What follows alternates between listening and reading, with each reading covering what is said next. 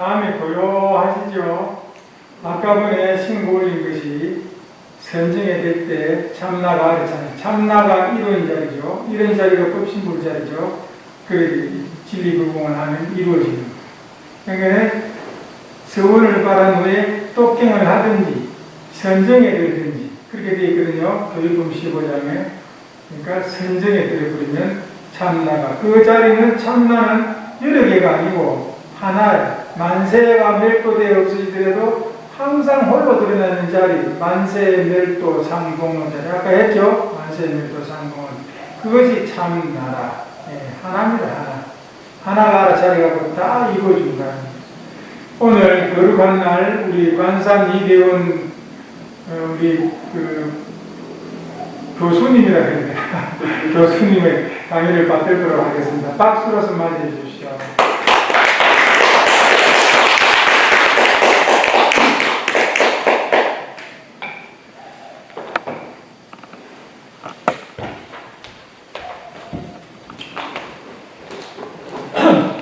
다른 분들 다 산에 가서 안 하는 것? 교수는 아니고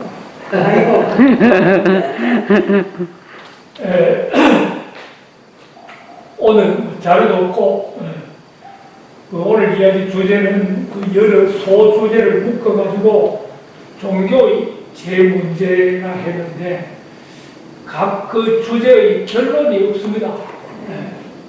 다시 말해 정답은 없고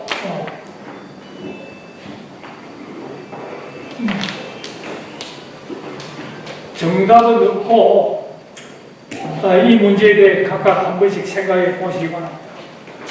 첫 번째 주제는 종교 역할입니다.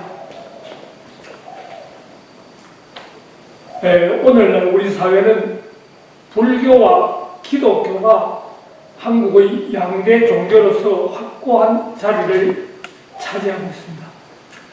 남북 분단과 더불어 심각한 분파 현상에 따른 반목, 대립, 이게 지배하는 이 사회에 보편적인 인류애를 펴는 거대 종교가 정립하고 있음은 아주 다행스러운 일이라 하겠습니다. 전체 인구의 절반에 가까운 불자들과 기독교인들이 자비와 사랑이라는 인류애를 끊임없이 외치고 있음에도 불구하고 우리 사회가 도덕적으로 향상되기는커녕 그 타락과 탐욕과 이심의 극치로 치닫고 있는 일이 곳곳에서 만연하고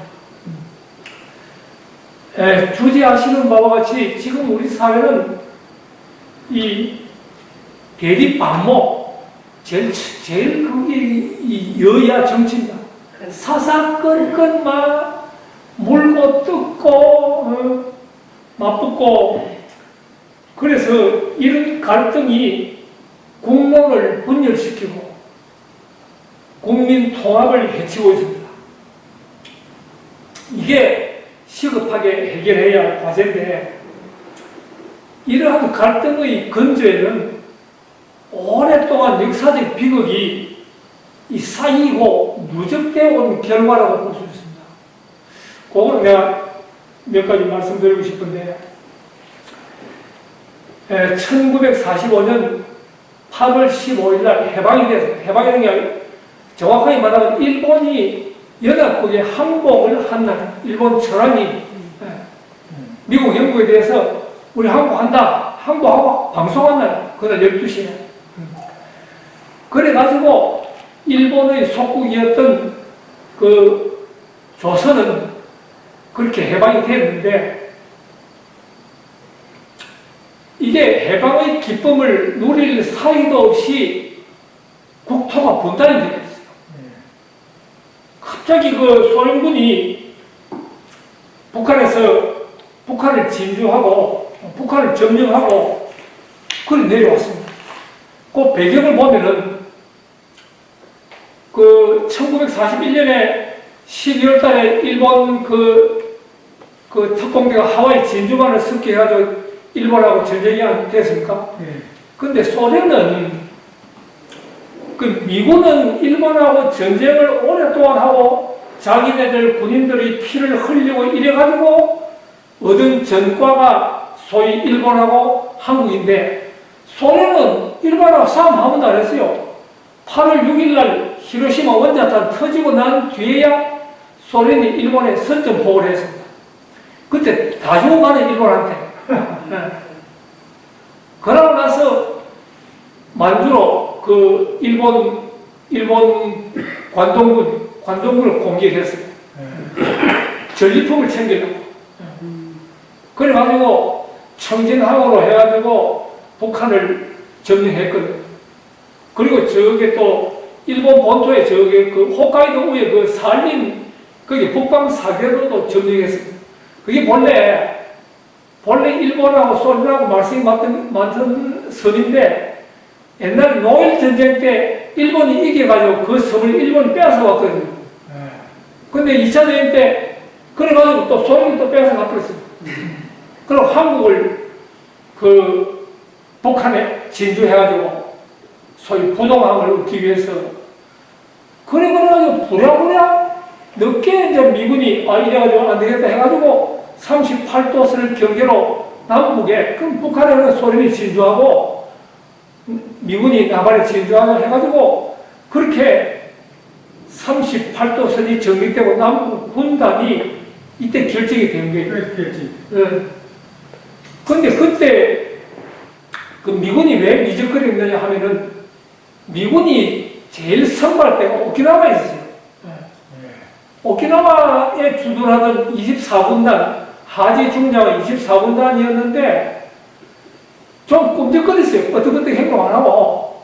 그래서 그 사람들은 한국은 생각도 안 하고 일본을 어떻게 전쟁할 것인가 하고만 기다리고 있었던 차에 소련이 급박하게 빨리 하는 바람에 그러거든요. 그리고 미군은 군정이 실시된다 하는데, 군정이라는 것은 그야말로 전투하는 군인들이 정치하는 거예요. 아무것도 할 줄 몰라요. 그래가지고 그때 총독부 일본, 그때 이제 치안이 어찌 됐나 하면은 이 성급한 우리 조선 청년들이 일본 군인들은 못하고 일본 민간인들은 섞여가지고 돈도 뺏고 뭐 쌀도 뺏고 집하고 막 이런 게 있었어요. 그러니까 일본 총독부에서도 겁을 내가지고 그 미군들한테 진주할 때 이랬어요. 한국 군들이 지금 조선 사람들이 이 테러를 자행해가지고 일본을 못 살게 하고 있다. 이래가지고 당분간 전쟁에 졌지만은 자기네들이 조선의 치안을 담당하게 해달라. 이래가지고 했어요. 네.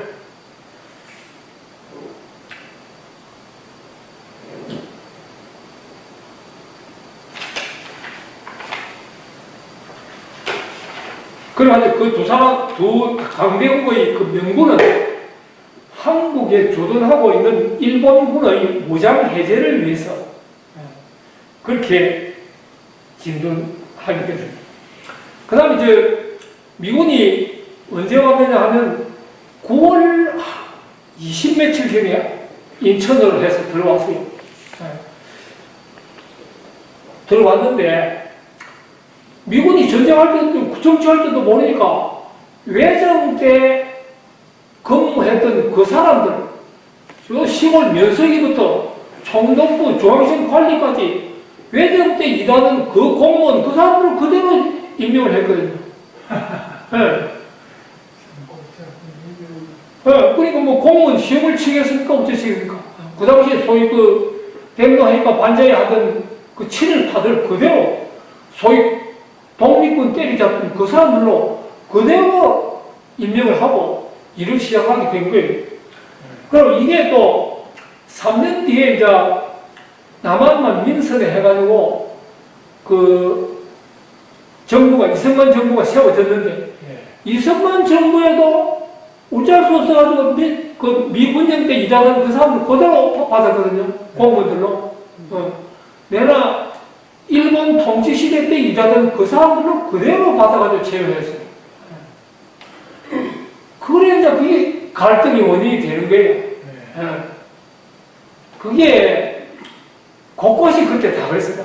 중국에는 중국대로, 중국에도 일본에 그 협력해가지고 했던 사람도 있었거든요. 그러니까 그 사람들 때리잡고, 필리핀에도 그 일본에 주둔할 때 일본군에 협력한 사람들도 뭐 청산이라 해가지고 그 하고 막 곳곳이 그런 일이 벌어졌어요. 근데 뭐 남한은 그래 안 했거든요. 그래도 이승만 정부에서 제일 급한 일이 이 사람들도 그렇지만 벨기에 잡는 일이 제일 급했어요 그때.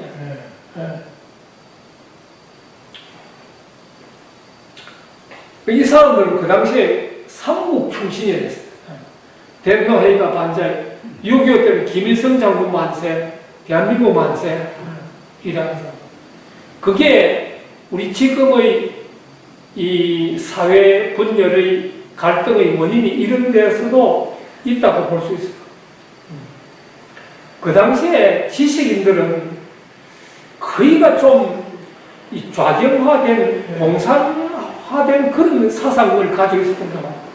그 사람들 머리에는 지주, 자본가, 부자, 이런 사람들은 막 타도해야 된다 하는 그런 대상으로 옳기만 알지도 못하면서 그런 사상이 지배하고 있었어요.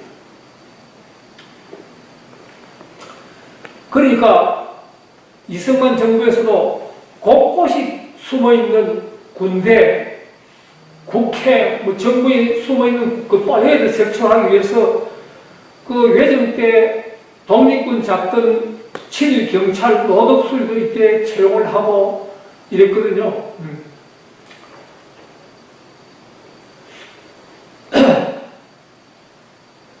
그래서 공산주의자들 사상 대립이 그 이승만 정권 내도록 계속됐습니다. 또 6.25 전마해도 제주도 4.3 사건이라든지 또 여수 순천 반란 사건도 내가 그 사상 전쟁이 있다고 볼 수 있거든요. 그리고 6.25 때도 그렇습니다. 6.25 때도 한 번 쭉 밀려다니면서 처음에 밀려가 내려왔을 때 북한 군들이 서울에 들어와가지고 군인 가족, 공무원 가족 무차별 죽이고 그 다음에 인천 상륙해가지고 국군이 밀어 올라갔다니까 그때 또 우전하면 북한에 부역하는 부역자 생출에 또 복수하고 죽였다니까. 흥남까지 저 위까지. 그러니까 죽이고 죽고 하는 게 반복되는 거예요. 저 집에 사는 공비들도 말하자면은 그 사람들이 뭘 알겠습니까? 큰 아들은 국군이고 작은 아들은 벨기에이고 뭐 그런 판이었어요. 그리고 또 그 톱을 하러 또 온 경찰들도 어느 게 정말 알게이고 어느 게 정말 천진한 그걸 가릴 수, 백성인이 가릴 수 없으니까 한꺼번에 못 알아놓고 막 기관총을 막 가지고 하니까 저게 거창 실험장 같은 데는 온 동네에 막 제사가 한다네. 그런 게 이제 이 갈등의 시가 계속됐다고 그렇게 볼 수 있습니다. 그리고 난 뒤에 군사정부가 들어서서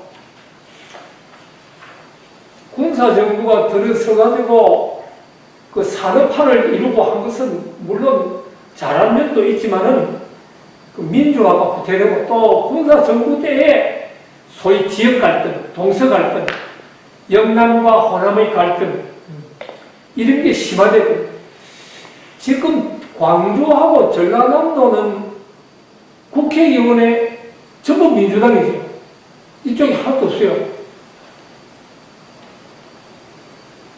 그 사람은 무슨 한이 맺혀 있는 거지. 이거를 이제 우리가 풀어줘야 되는데 싸울 게 아니고 이 조그마한 나라에서도 그렇게 지역 갈등이 아주 심화가 되고 있습니다. 그래서 이처럼 한국의 현대사는 출발점부터 좀 모순에 가득 차 있었습니다. 처음부터 친일 그걸 청산을 못하고 출발했고,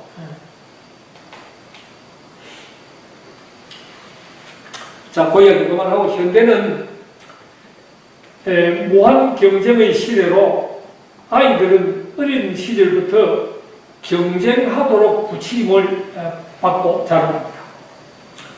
이 경쟁적 현실 안에서 다른 사람을 이기기 위해서 시간을 바치고 노력해요.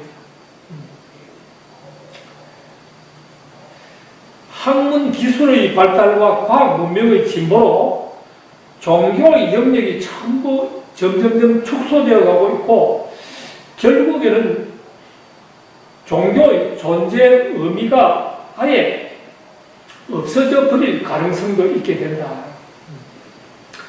역사적으로 종교가 먼저 생겨나고 과학은 종교 안에서 태어났다고 볼 수 있습니다. 그런데 과학이나 기술이 대신할 수 없는 종교만의 영역이 있을 것이다. 예를 들어 죽음이라는 어떤 것인가? 죽음이란 무엇인가? 고통과 비극의 연속인 인생의 의미는 무엇인가?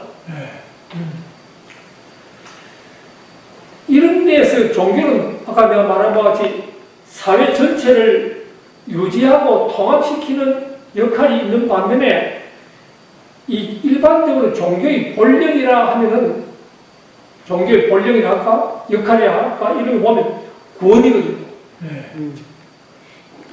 중생을 건지는 거. 그래서 사람들이 살아가면서 겪게 되는 괴로움, 고민에 대해서 종교만이 할 수 있는 해결책을 제시해가지고 이 고통과 번민으로부터 벗어나게 해주어야 할 무엇이 있을 것이다. 사람들은 살아가면서 괴로움을 겪고 있죠. 아주 경우에 따라서는 양심에 반하지만 죄악으로 힘을 빠져들어갈 수 있는 그런 지경에까지 이르면서도 범하야 할까 말까 하는 그런 때까지도 이르면서 겨우 살아가고 연명하고 있는 사람들이 많습니다. 그래서 사람들이 종교에 귀의함으로써 이러한 문제를 해결하려고 하고 있습니다. 물어보면 마음의 평안을 얻기 위해서 종교를 찾는다 이렇게 말합니다. 특히 천재지변 같은 자연재해에서 오는 두려움, 또 그 이외에도 시문이나 이런 걸 보면은 사회의 불의와 부정을 보면서도 행동하지 못하는 데 대한 이 무력감, 좌절감, 이런 것을 몇 번이나 느낍니다. 시문이 번이 이 불이라 하는 것이 나왔는데도 어찌하지 못하는 것.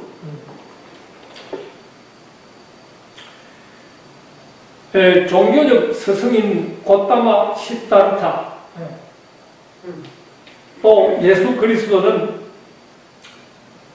이 사람들의 출발한 불교와 그리스도교가 오늘날과 같은 거대 종교로 발전하게 된 비결은 무엇인가? 동서고금이나 사회 문화의 차이가 있겠지만은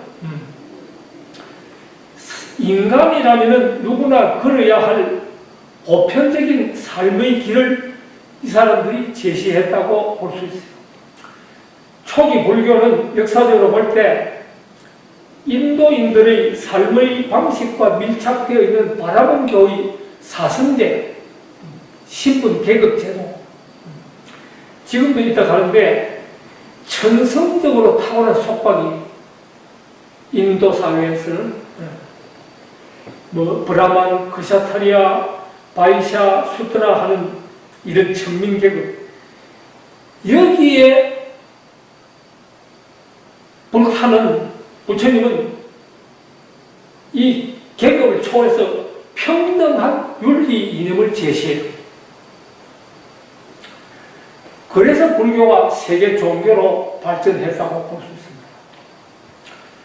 초기 기독교 역시 유대교의 종족적 제약과 율법주의를 극복함으로써 세계인의 종교가 될 수 있었다.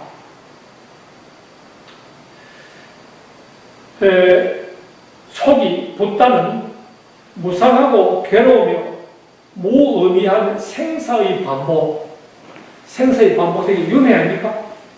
예.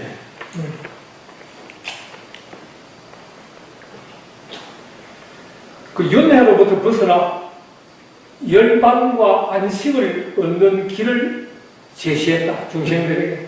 그렇습니다. 또 예수는 그 불의와 압제가 지배하는 그 당시 저 이스라엘 그쪽은 로마 통치하에 있었습니다.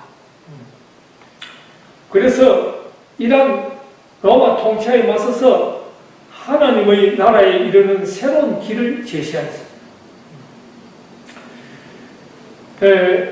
부처님, 붓다 자신은 물론이고 그가 깨달은 법을 펴는 것은 붓다 개인에 있어서나 부처의 제자들에 있어서 이 불제자들은 최고의 목표인 열반을 얻기 위해서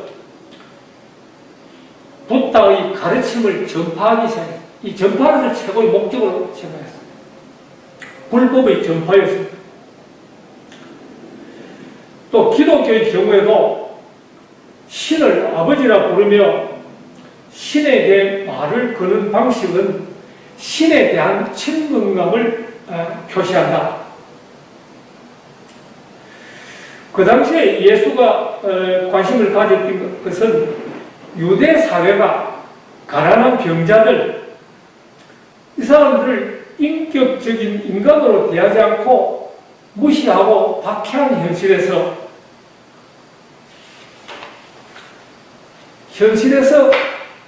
그 유대교와 맞서 싸운 것이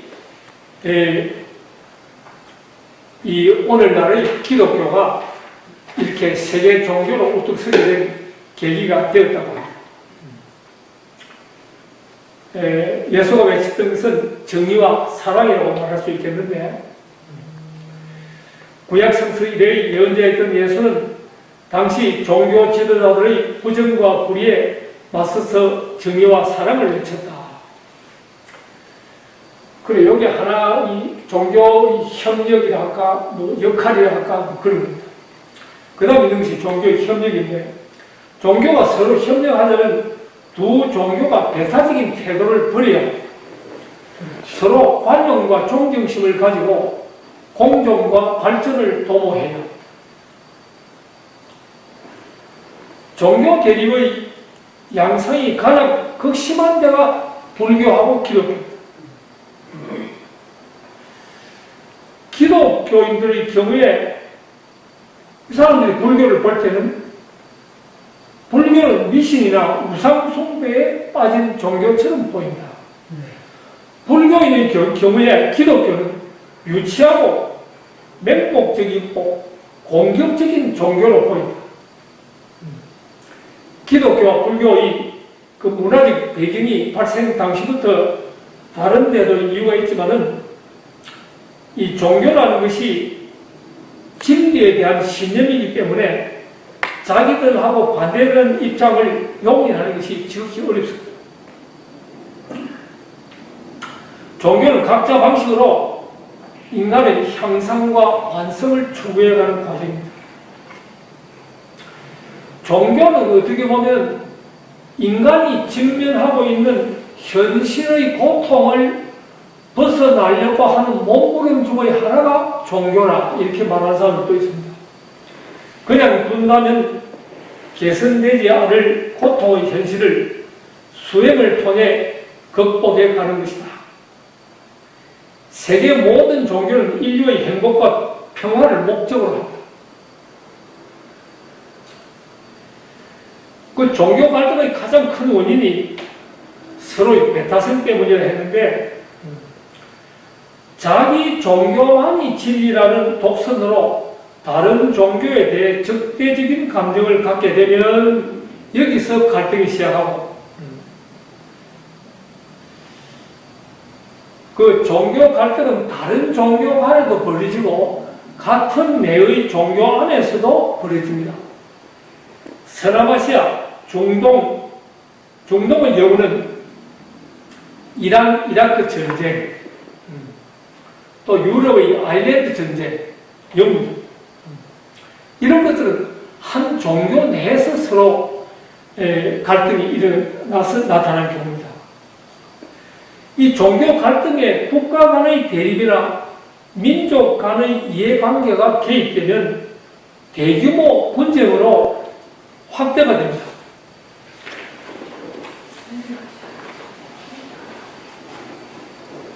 (1947년에) 인도는 영국에게 식민지 지배를 오랫동안 받았습니다. 우리는 일본한테 36년간 했는데 인도는 영국에 아마 100년 넘게 지배를 받았을 거예요. 근데 대개 2차 대전이 끝나고 나서 세계의 모든 강대국이 지배하고 있던 식민지가 전부 그 유행처럼 다 해체되고 독립하는 그런 때였거든요. 한국도 물론 독립을 했지만 인도도 이때 독립했습니다. 인도도 영국이 1차 대전할 때 누구 인도 사람 우리 군대 좀 보내주면 틀림없이 독립시키 줄게. 또 2차 대전에 독일하고 싸울 때 또 인도 사람들 좀 영국군에 그 해가지고 하면 독립시키 줄게 하고 약속을 무던히 해가지고 했습니다. 그때 인도가 독립하긴 했는데 이때 종교적으로 힌두교도가 많은 인도는 힌두교도가 많은 인도는 놔두고 그 다음에 같은 인도 지역에 있던 파키스탄은 그 이슬람 교도가 많기 때문에 인도하고 분리되어 파키스탄, 불교도는 인도 본토는 아니고 저 밑에 쫓겨가지고 스리랑카 여기가 불교가 많았어요. 그래서 인도, 파키스탄, 스리랑카 이 세 개 지역은 종교 때문에 갈려져 있어요. 그 뒤에도 이 카슈미르 지방이라고 그게 이슬람 교도가 많은 지역이었는데 여기에 힌두교 지도자가 인도의 카슈미르 지방을 넘겨버렸어요. 그래서 또 갈등이 일어나가지고 싸우고 또 그 뒤에 유엔 중재로 정전 협정이 되긴 했지만 지금도 그 갈등의 불씨가 계속 남아있습니다. 그 다음 영국이 섬나라인데 그 옆에 브리타니아 옆에 또 조그만 섬이 있어 아일랜드라고. 거기 북쪽에는 북아일랜드는 영국이 영토입니다. 그 영국 사람들이 그 아일랜드 자기 나라 사람들을 많이 그 이주를 시켜가지고 해놨어요. 그러니까 그 북쪽은 영국 영토에 포함되는데 남쪽은 아일랜드라서 독립을 안 했어요. 근데 그 사람들이 끈질기게 영국에 독립하려고 싸우고 테러하고 이렇게 하고 있었어요. 오랫동안. 그것도 종교 때문에 일어났는데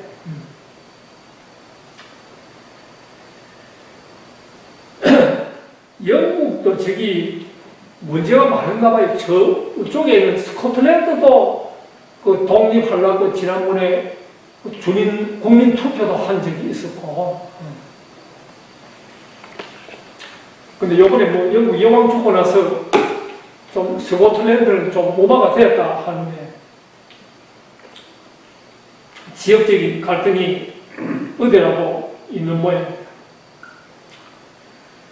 그 다음 팔레스타인도 2차 대전이 일어난 이후에 온 세계 각지로 떠돌아다니는 이스라엘 민족이 거기서 이제 이스라엘 나라를 세우고 독립했거든요. 거기에 또 분쟁이 있는 거예요. 이스라엘 민족이 뭐 독일로 가서 뭐 히틀러한테 뭐 600만 명이 가스실에 뭐 죽고 하고 할 동안에 이스라엘 땅에 정착해 있었던 팔레스타인인들이 있었거든요. 이 사람들은 이스라엘 저거 땅이라고, 저 고향이라고, 또 이 사람들 쫓아내는 거, 이 사람들 어디다가 삽니까? 그러니까 여기에도 막 끈질기게 싸우고 있습니다. 근데 이제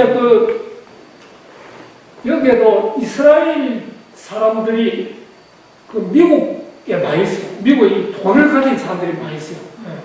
그래가지고 미국에서 지원을 했기 때문에 아랍 전쟁이 뭐 6번 일어난 거 해도 거의 조그마한 이스라엘 그 나라에서 주변의 아랍국을 다 물리치고 지금 독립된 나라로 보존하고 있는 거예요.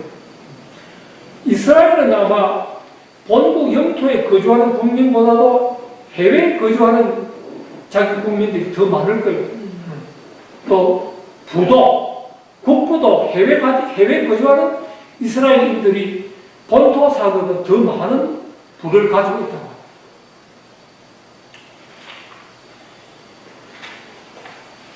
그 다음 종교 자유. 종교의 자유는 내면적인 신앙의 자유와 외면적인 종교적 행위의 자유로 구분되는데, 신앙의 자유는 사람이 어떤 종교든지 믿고 싶은 것을 믿고 싶지 않은 것을 믿지 않는 자유. 이게 신앙이죠.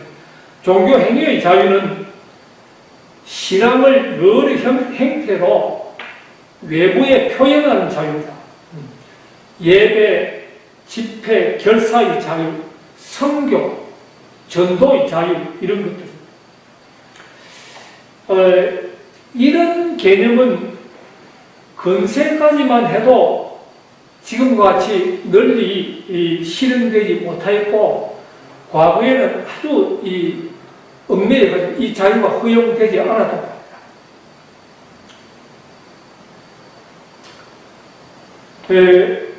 그런데 대체로 불교는 현재나 과거나 대체로 다른 종교에 대해서 관용적인 태도를 취해왔습니다. 이런 관용적인 태도는 유대교나 이 기독교나 이슬람교에서도 편편히 있기를 합니다. 그런데 이 종교 자유와 관련해서는 최근이라 할까요? 1980년대 이후에 소련의 붕괴입니다. 이 급격한 정세 변화에 따른 그때 개방 정책이 개방 개혁. 그래가 소련이 우즈베키스탄도 가고 아제르바이잔도 가고 이렇게 나누어질 때 그때 종교 활동에도 크게 영향을 끼쳐서 1996년에 소련은 양심의 자유 법안을 통과시켰다. 또 국제연합에서도 이미 1948년에 세계인권선언에서 사람은 누구나 사상, 양심, 종교의 자유를 누릴 권리를 가진다 했고, 한국에도 지금도 그렇지만 그전에 특히 우리나라는 유교가 이 사상적으로 지배했던 그런 사회였는데, 이 한국에서도 종교 자유의 문제가 우리 헌법에서 국민은 모두 신앙과 양심의 자유를 가진다. 국교는 존재하지 아니하며 종교는 정치로부터 분리된다라고 규정을 하고 있어요. 티벳의 불교 지도자 달라이라마는 불교도 착한 일을 하면은 극락에 가고 나쁜 짓을 하면 지옥에 간다라 하는 이러한 인과 음보적인 논리로서는 더 이상 설득력이 없다. 내면적인 깨달음을 통해 윤리적인 삶을 사는데 기반을 둔 종교라야 된다라고 말하고 있습니다. 근데 오늘날 종교학자들은 그런 말을 합니다. 탈종교 현상이라는 말. 원불교는 모르겠는데 아무래도 기독교가 교회가 없어진다 하는 말을 심하게 항상 그렇게 말을 하고 있어요.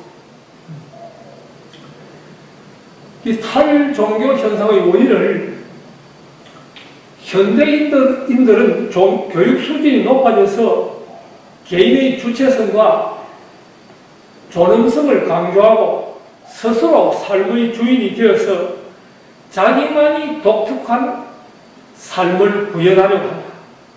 또 두 번째는 경제적 발전으로 인해 삶이 윤택해지고 그러니까 절박감이 없어서 종교의 필요성을 굳이 느끼지 못한다. 세 번째는 정보 교류의 증가로 이웃 종교의 가르침을 그 종교에 직접 가지 않더라도 모든 것을 이미 알고 있다. 그래서 종교의 권위가 점점 약화되고 무력화되고 있습니다.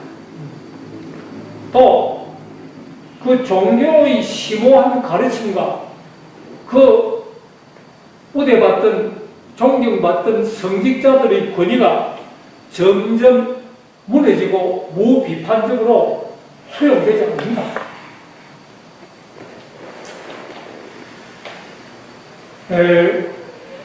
이야기가 좀 한국적으로 왔는데 1910년에 우리가 국권을 일본에 빼앗겼거든요.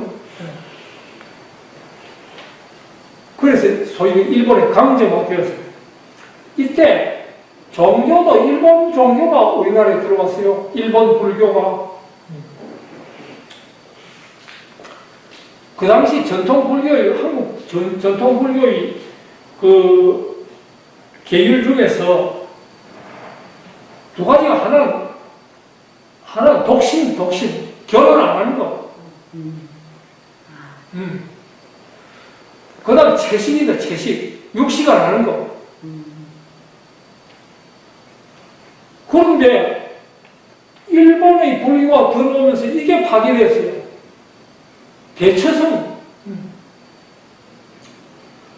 대처하고 육식을 하게 됐어요. 불교에서 엄격하게 금지되어 있던 계율이 일본의 통치 하에서 얼마 동안 이 선임들이 처첩을 거느리고 음계를 범하면서 이게 일반화 되어버렸어요. 또 선임들도 고기 먹고 또 마을에 내려와서 부인하고 아이들하고 같이 살고 1910년대 한 20년대에는 대개 한국 불교도 이처럼 일반화되고 있었다 합니다. 그 당시의 우리 기준으로 보면 일반 사회의 기준은 성녀는 이라고 파괴성입니다. 파괴성. 파괴성으로 간주되고 이 불단에서 쫓겨나야 됩니다. 그런데 일본의 성녀들은 처자를 거느리고 있는데도 사회적인 존경을 받고 그걸 보고 이 지계에 대한 이 가치관의 변화가 온 것 같아요.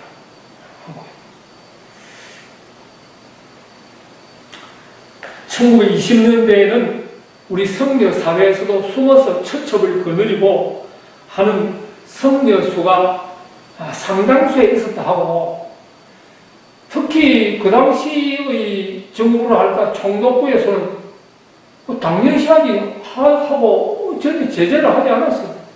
일본 쪽이니까.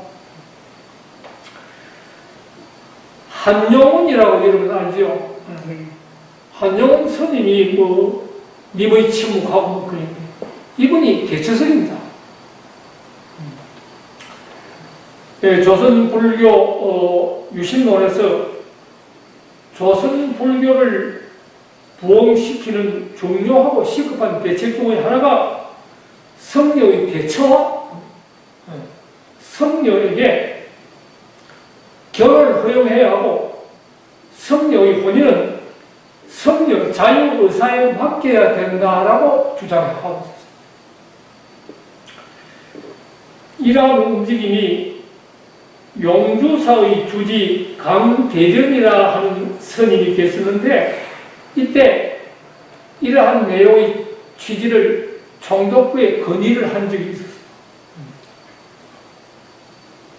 총독부에서는 불교 내에서 뭐 대처성하고 뭐 그 독신자끼리의 싸움이니까 정부에서 뭐 제대로 간섭, 일본 정부에서도 일본 그 총독부에서도 간섭을 안 하고 있어요. 이게 옳다 하는 그런 판단을 안 하고 있어요. 또 이때 백용성 스님하고 일단의 성녀들이 불교의 장례를 위해서 취처 아내를 맞아들이고 육신하는 개를 범하는 것을 금지하라고 또 총독부에 또 건의를 한 적이 있어요. 총독부에 머리가 아프니까. 이러한 것들이 그 외정 내 통치하에 계속 해내려다가 해방 후에 이승만 정부 하에서도 비구성하고 대처성 간에 불교가 일어났어요. 싸움이 크게 일어났습니다. 불교 정화운동의 명분으로 또 이쪽에서는 이게 스님이 아내를 거느리거나 육식을 하는 것을 일본의 잔재는 아니에요. 그러니까 잔재를 없앤다 해가지고 싸움이 크게 났는데 그때 이승만 정부에서 이 전통 불교 우리 비구성 쪽의 손을 들어주었어요. 오늘날 대도심의 시내에 있는 보이스카우트 YMCA 건물 중에 연역이 오래된 것은 본래 사찰 소유 건물이었거나 토지였던 경우가 적지 않다. 아마 그 당시에 이승만 대통령이 독실한 기독교 신자였던 모양인데 그 전통 우리 불교의 재산을 좀 뺏어가지고 기독교 쪽에 기독교 개인이 아니고 기독교 단체 일부 넘겨 주고 불안하고 이렇게 하는 게 있어요. 그래가지고 아까 이 비구성 대처성 분규로 1960년 그게 박정희 정부가 들어서고 난 이후에 이 통합종단이 대한불교 조계종이라 해가지고 이게 세워졌습니다. 이게 전통적인 그 비구성입니다. 그 이때 밀려난 대처성들이 만든 종파가 태고종입니다. 태고종은 현재도 대중교화를 이념으로 삼고 머리도 기르고 결혼도 할 수 있고 고기도 먹을 수 있고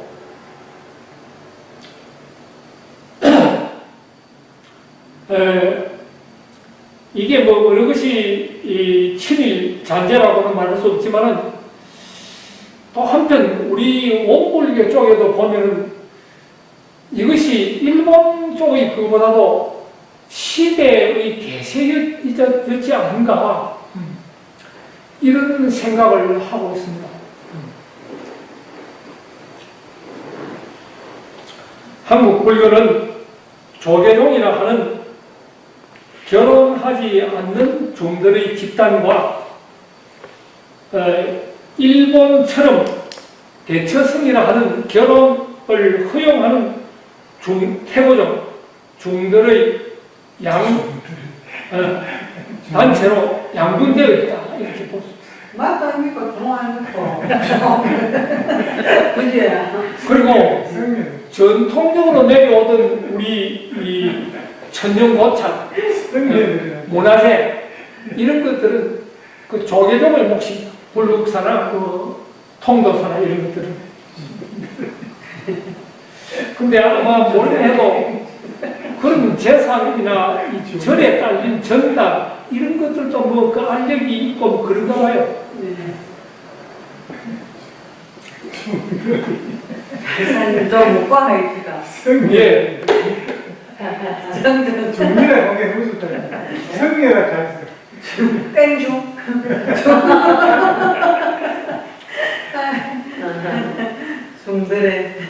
종들의 장난. 예. 또 하나는 예. 그 다음 사이비 종교, 유사 종교. 종교의 겉모습을 하고 반사회적인 행동을 할 목적으로 만들어진 가짜 종교가 사이비입니다. 문자 그대로 겉으로는 비슷하게 보이지만 근본적으로 그렇지 않은 것. 보편적으로 신흥 종교 중에서 사회의 해악을 끼치는 종교라는 뜻인데 종교적으로 본질을 표방하기는 하나 실제로는 그러한 본질을 추구하지 않는 사이비 종교, 사회적으로 무리를 일으키거나 법적 문제를 일으키는 경우.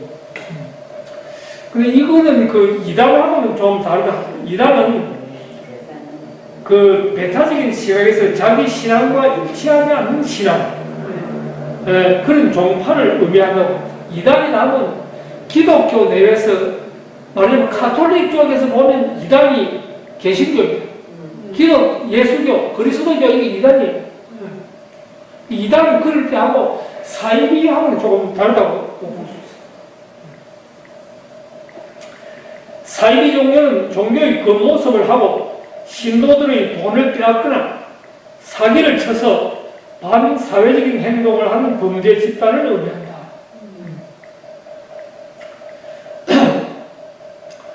그 다음 그 사이비 종교하고 조금 다른데 유사 종교라는 게 있어요.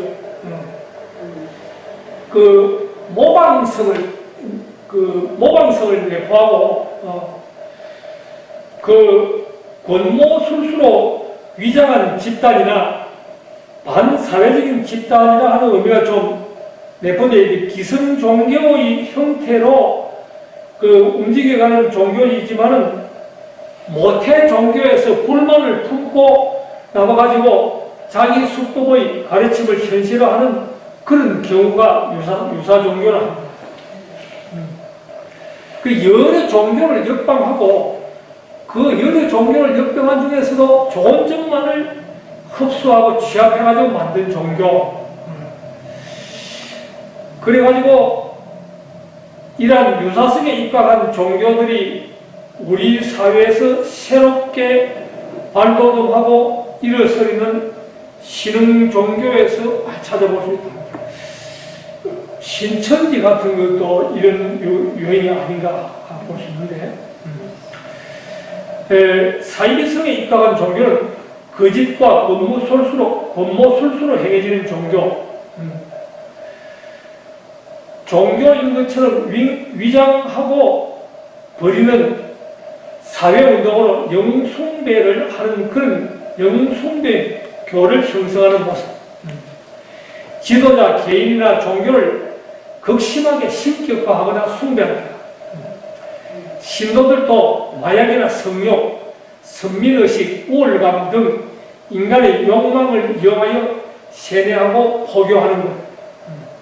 그리고 지도자나 종교를 위해 신도의 재산이나 성 등을 착취한다. 그래서 도덕적인 것처럼 보여도 이 비도덕적인 행동을 하고 속물적인 목표를 달성한다. 어쨌든 이런 것도 그 사실 우리 주변에 왕왕 있기 때문에 우리가 한번 생각해 봐야 됩니다. 그 다음 무신론적 종교. 무신론적 종교는 창조신을 부정하고 그 일체는 어떤 원리나 법칙을 따라 성주 개공함을 믿는 종교입니다. 주로 동양 종교, 불교, 유교, 도교, 동학교, 원불교 이런 종교가 무신론적 종교입니다. 유신론적 종교는 창조신을 믿고 신이 이 세계를 창조하고 사람의 인생의 운명을 지배하고 그렇게 믿는 종교가 유신론적 종교인데 가톨릭은 기독교, 회교, 배화교 이런 서구적인 종교랍니다. 불교는 무신론적인 종교요. 기독교는 유신론적 종교이다. 이게 불교와 기독교의 큰 차이입니다. 불교는 자력주의 종교입니다. 기독교는 탈익주의 종교입니다. 불교는 신의 존재를 믿지 않는 무신론적인 바탕 위에 서 있는 종교가 불교이고, 불교는 불타의 가르침을 가르치는 동시에 사람은 누구나 불성을 가지고 있기 때문에 자기가 수행 정진하고 노력하면은 해탈할 수 있다, 성불할 수 있다, 이렇게 가르치는 종교이기 때문에 자립적인 종교입니다. 자립주의 종교고 무신적인 종교입니다.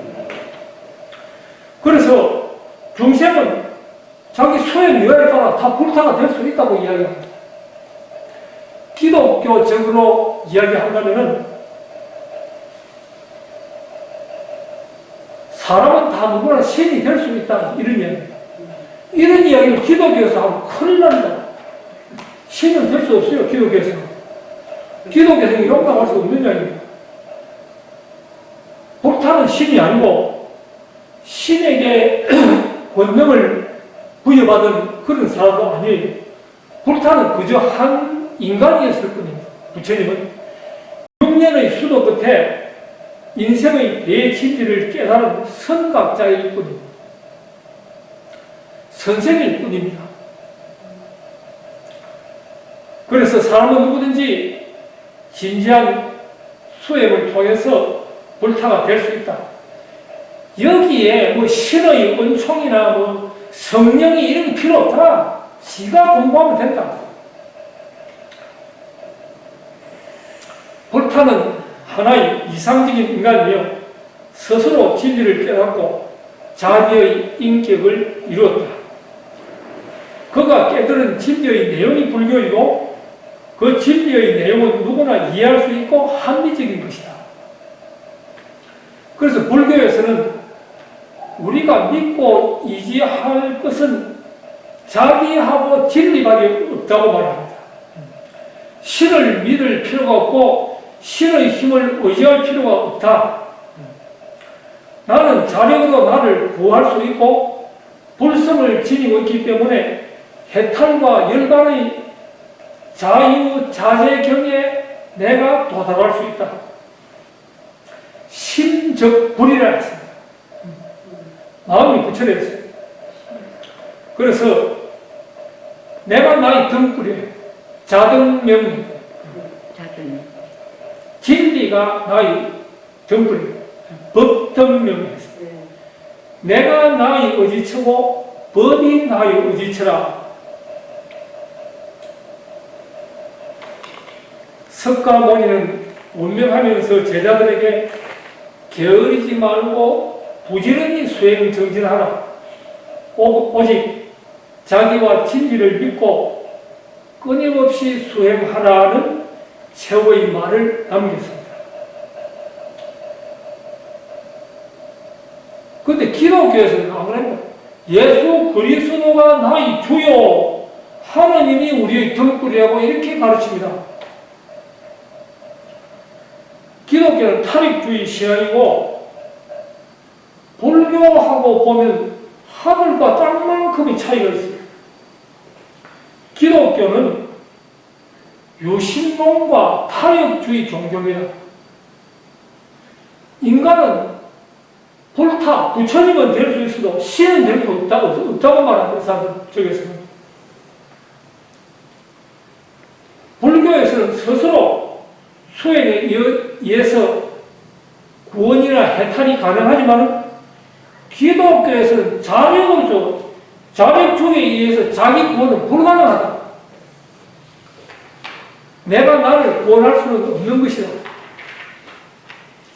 구원은 오직 구세주인 예수 그리스도를 통해야 한다.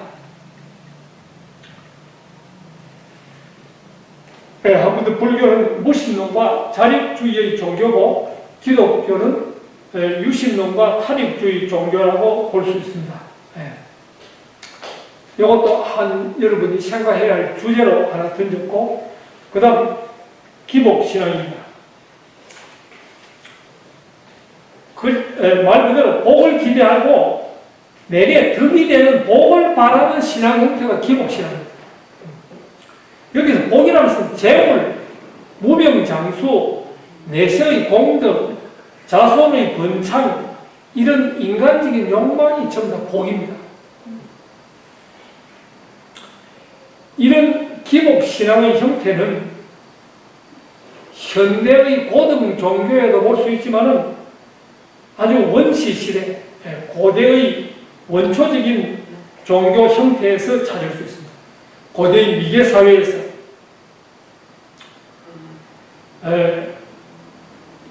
기독교의 성경에도 복을 내려준다는 문구가 있고, 불교에도 기복적 교리가 있어요. 서왕강에서 치성을 올리듯이 소원을 비는 정통 불교하고는 거리가 멀다 하더라도, 어느 종교를 물론하고 현세적으로 복을 비는 요소 이거를 제거한다면 어떻게 될까? 아내와 자식들을 사랑하며 지내는 것이 현실적인 행복입니다. 현실적으로 세상에서 가치 있고 행복한 삶이란 어떤 것일까? 돈을 많이 벌거나 명예를 얻는 것, 다른 사람으로부터 존경을 받는 것, 이런 것들이 일반적인 우리가 원하고 바라는 복 아닙니까? 현실 사람들이 살아가는 목적이 자기와 자기 주변, 딸린 형제, 자매, 부모, 자식, 마누라, 이런 것도 생각합니다. 생각하지 않는다고 하면 그건 틀림없는. 이것이 우리에게 주어진 현실이고 이것을 아무도 부인하지 못한다. 이 무속신앙은 아주 우리 외래 종교가, 기독교, 불교도 외래 종교라 할 수 있는데, 우리 이 민족의 순수 신앙입니다. 우리 생활 문화 속에 아주 뿌리 깊게 박혀 있는 원시적인 종교 형태를 벗어나지는 못한다 하더라도 무속신앙 이런 것들은 우리 민족의 원초적인 모습이다. 흔히 샤머니즘, 주술적이다. 그런데 수험생 자녀를 둔 부모가 자기 자녀를 원하는 학교에 들어가게 해달라고 신에게 비는 것, 기원하는 것, 남편이나 자녀의 성질, 합격, 사업이 잘 되어 돈을 많이 벌게 해달라는 기원, 아이가 없는 사람에게 아기를 갖게 해달라는 기원, 이런 소원을 비는 행위가 모든 무속신앙이라 할 수 있겠는데, 소위 고등 종교라 하는 불교나 기독교에게 이런 기복을 못하게 하면 어느 누가 교회 다니고 절에 다니는 거죠. 현세 복을 빌기 위해서 절이고 성당이고 교회를 가는 이유가, 이 이유의 한 가지가 여기 있는 거예요. 또 내세 건강왕생이나 영혼 구제를 외치는 행위도 말만 다르지 이것도 소원을 비는 기복 행위 아닙니까?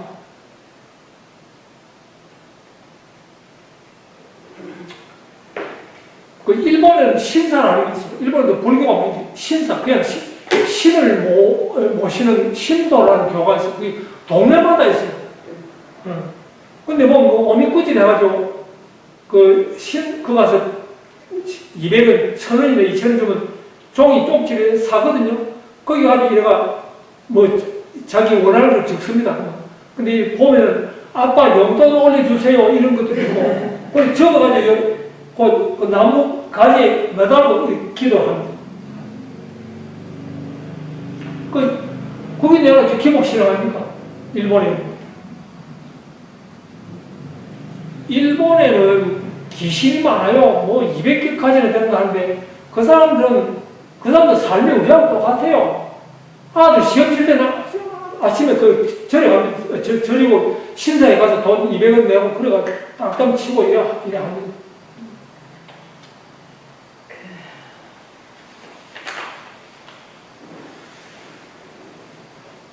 그래서 이러한 예들은 우리 불교에서도 토속 신앙을 병행한다고 볼 수 있고 우리의 삶의 정서에 그 기복적인 무속의 신앙 형태가 우리 삶에 녹아있다.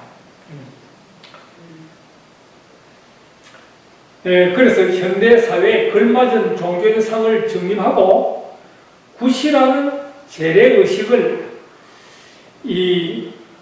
그 사제인 무당이 신과 인간을 가운데서 연결한다는 그런 역할을 한다 하거든요.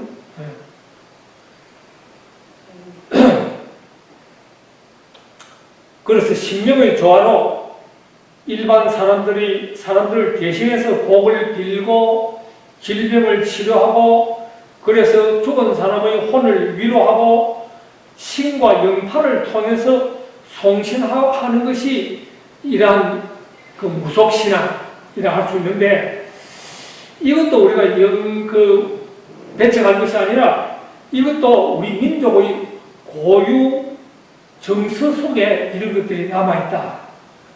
이것도 우리 하나의 정신문화의 일종이다.